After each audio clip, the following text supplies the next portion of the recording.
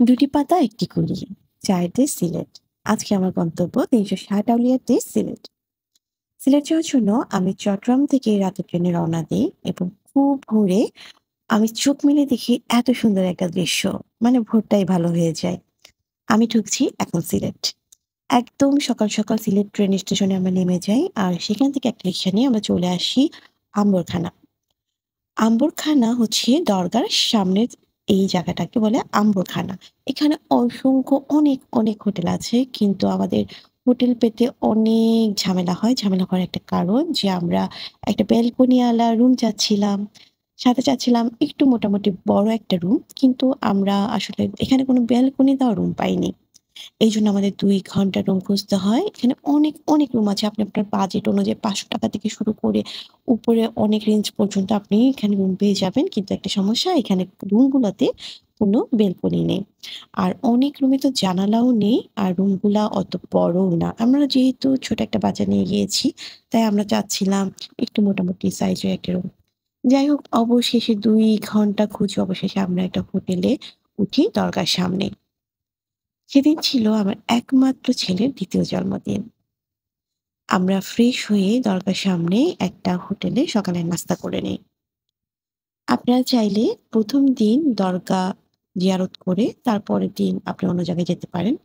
কিন্তু আমরা ১ম দিন জাফলং এ যাই এবং তারপরের দিন দরগা জিয়ারত করি। আর শাহজালাল রাদিয়াল্লাহু তাআলা আনহুর মাজার থেকে আপনারা যেতে পারবেন সাপুয়ারান রাদিয়াল্লাহু তাআলা আনহুর মাজারে। এখান থেকে অনেক সিএনজি আছে। শাহজালাল রাদিয়াল্লাহু তাআলা আনহুর মাজার থেকে মাত্র ৮ কিলোমিটার দূরে সাপুয়ারান রাদিয়াল্লাহু তাআলা আনহুর মাজার। এখান থেকে জনপ্রতি ৳৪০ লোকাল সিএনজি করে যেতে পারবেন। আর যদি রিজার্ভ নিতে চান সিএনজি ভাড়া নেবে ৳১৫০ র মতো।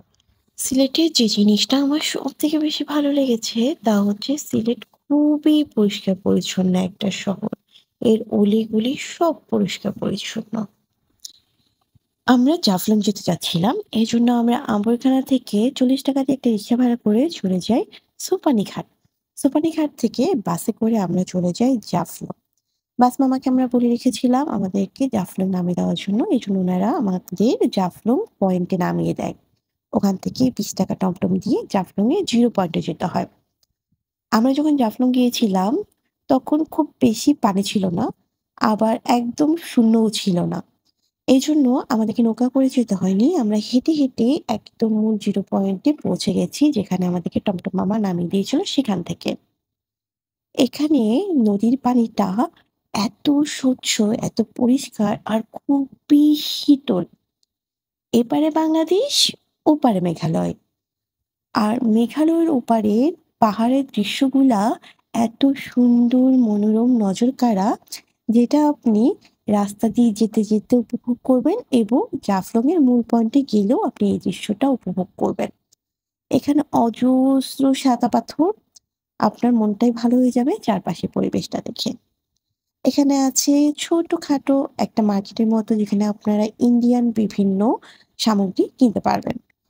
সিলেটের যে জিনিসটা আমার সবথেকে বেশি ভালো লেগেছে সেটা হচ্ছে খুবই পরিষ্কার পরিচ্ছন্ন শহর।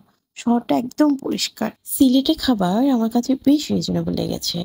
আমরা জাফলং নেমে ওখানে নামার বাজারে একটা আপার দোকানে দুপুরে লাঞ্চ করেছিলাম। উনার খাবারগুলো যেমন রিজনেবল ছিল তেমনই উনার ব্যবহার এত অমায়িক, এত আন্তরিক ছিল, মনে হচ্ছিল আমরা উনার বাসার গেস্ট। উনি একদম বাসার গেস্টকে মানুষ যেভাবে আপ্যায়ন করে, আমাদেরকে সেইভাবে আপ্যায়ন করেছে। উনার ওখানে খাবার ছিল মুরগি, ভাত, ডাল ১০০, মাছ, ভাত, ডাল ৮০, ভাত, ডাল, ডিম ৳৬০। এছাড়াও আমরা খেয়েছিলাম শহরে ৫ ভাই ৫ হোটেলে। এখানে খাবারও অনেক, অনেক রিজনেবল ছিল।